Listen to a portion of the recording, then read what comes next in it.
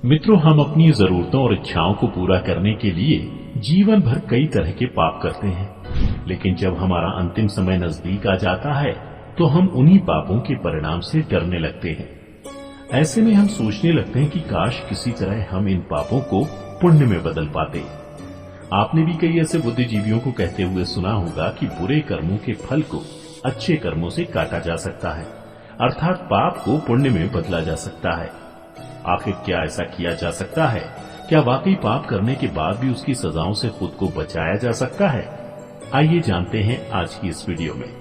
तो मित्रों नमस्कार और स्वागत है आप सभी का एक बार फिर द डिवाइन टेल्स पर। पाप और पुण्य के बारे में जानने से पहले आपको एक कहानी सुनाता हूँ। बहुत सालों पहले एक राज्य पर बहुत ही क्रूर और पापी राजा राज किया करता था। वो अपनी प्रजा को सताने और उनसे धन लूटने का कोई भी मौका हाथ से जाने नहीं देता था। लेकिन एक दिन अचानक उसने अपनी प्रजा को सताना बंद कर दिया और फिर सारा ध्यान सत्कर्म करने में लगा दिया। वो जरूरतमंदों की मदद करने लगा, भूखों को भोजन और गरीबों को धन बांटने लगा। फिर वो समय भी आया जब राजा अचानक बीमार पड़ गया। एक तरफ राजा मृत्युशैया पर लेटा था तो दूसरी तरफ उसके जवान पुत्र की मृत्यु हो गई। यही नहीं, पुत्र के निधन का दुख रानी सह नहीं सकी और उसने भी देह त्याग दी। राजा ये सब देखकर बहुत दुखी हुआ। उसका परिवार उसके सामने बिखर चुका था, पर वो कुछ नहीं कर पा रहा था। ऐसे में उदास होकर उसने अपने महामंत्री से पूछा कि मैंने तो पापों से सालों पहले ही मुंह मोड़ लिया था। मैं तो लोगों की सहायता भी कर रहा था, दान धर्म और पूजा पाठ में भी लगा था, तो भला मुझे भगवान ने किस बात की सजा दी है? मैंने तो सुना था कि पुण्य करने से पाप का बोझ कम हो जाता है, तो फिर मेरे साथ ही ऐसा क्यों हुआ? इस पर राजा का महामंत्री बोला, महाराज, पाप को पुण्य से नहीं बल्कि पछतावे से ही काटा जा सकता है। मनुष्य जीवन भर पाप करता है, लेकिन फिर भी भगवान से ये अपेक्षा करता है कि उसके द्वारा किए गए पापों का फल ना मिले। भला क्या ये संभव है? आपने जो कर्म किए हैं वो भले ही अच्छे हों या फिर बुरे, हमें हर किसी का फल भोगना ही पड़ता है। ऐसा तो हमारे शास्त्रों में भी लिखा है। मनुष्य अपने दुखों और कष्टों के लिए भगवान और भाग्य को दोष देता है, लेकिन वो ये भूल जाता है कि जो उसके साथ हो रहा है वो उसके कर्मों का ही परिणाम है।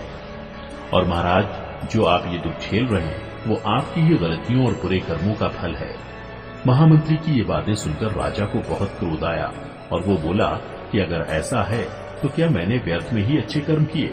अगर मुझे ये दिन देखना ही था तो फिर मैंने पाप का रास्ता क्यों त्यागा था?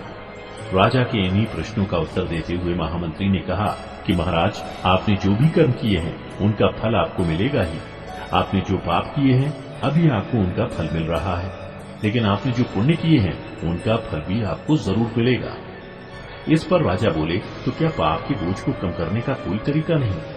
इस पर महामंत्री ने कहा कि महाराज, एक तरीका है, पछतावे का। किसी भी पाप को पुण्य में बदला नहीं जा सकता। अगर आप पुण्य का फल चाहते हैं तो आपको उसके लिए सत्कर्म करने ही पड़ेंगे। वहीं दूसरी तरफ अगर आप पाप के फल से बचना चाहते हैं तो उसके लिए पछतावा करना ही पड़ेगा, वो भी सच्चे मन से। मित्रों, महाभारत में भी कहा गया है कि जो व्यक्ति पश्चाताप करता है वो उस पाप से मुक्त हो जाता है। लेकिन याद रहे, पश्चाताप सच्चे मन से होना चाहिए। मन में ये दृढ़ निश्चय होना चाहिए कि अब मैं ये दोबारा पाप भूल कर भी नहीं करूंगा, चाहे मेरी जान ही क्यों न चली जाए। हमेशा याद रखें कि भगवान कभी हमारा बुरा नहीं चाहते, वो तो हमें बस अच्छाई के मार्ग पर लाना चाहते हैं, और इसके लिए ही वो हमें हमारे पापों का फल देते हैं ताकि हम अज्ञानियों को सद्बुद्धि आ सके। वैसे महाभारत के अलावा शिव पुराण में भी पाप से मुक्ति का उपाय पश्चाताप को ही बताया गया है, बशर्ते पछतावा दिखावटी नहीं होना चाहिए। राजा कहने को पाप की जगह पुण्य करने लगा था, लेकिन उसने कभी सच्चे मन से भगवान को याद नहीं किया, कभी अपने किए पर पछतावा नहीं किया। अगर उसने ऐसा किया होता तो अवश्य उसके पाप कम हो जाते। मित्रों, उम्मीद करता हूं कि अब आप समझ गए होंगे कि पाप को कभी भी पुण्य में नहीं बदला जा सकता। और अगर आप भी पाप के बोझ तले दबे हैं तो सच्चे मन से भगवान को याद करें, अपने किए पर पश्चाताप करें, क्योंकि पाप के परिणाम से खुद को बचाने का सिर्फ यही एक रास्ता है। मित्रों, आज की इस प्रस्तुति में बस इतना ही। उम्मीद करता हूं आपको ये वीडियो पसंद आई होगी। इसे ज्यादा से ज्यादा लाइक और शेयर करें। इसी के साथ अब मुझे दें इजाजत। मैं फिर लौटूंगा ऐसी ही कुछ और धार्मिक जानकारियों के साथ।